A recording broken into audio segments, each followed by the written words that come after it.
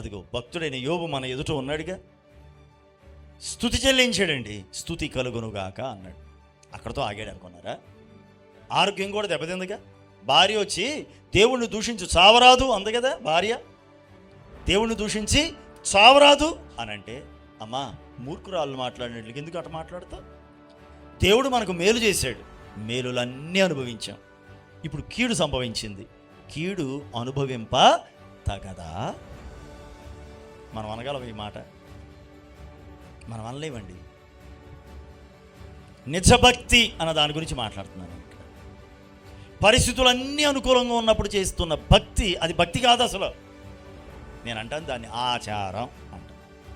అదేంటిది? దానికి ఒక పేరు ఆచారం. ఆదివారం వెళ్ళాలి కాబట్టి వెళ్తాం. మరి వాక్య ప్రకారంగా జీవిస్తున్నావా? దేవుని కొరకు నిలబడుతున్నావా? పరిస్థితులు ప్రతికూలంగా వ్యతిరేకంగా మారినప్పుడు దేవుని కొరకు నమ్మకంగా ఉండగలుగుతున్నామా? ఆ పరిస్థితుల్లో కూడా దేవునికి కృతజ్ఞతలు చెల్లించగలుగుతున్నామా?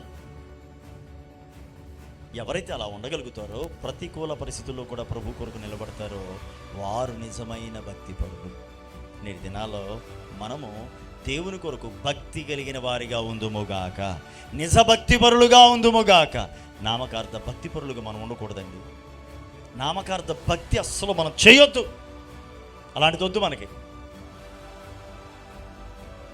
దేవుని ఎదుట నిలిచే భక్తి మనం చేయాలి.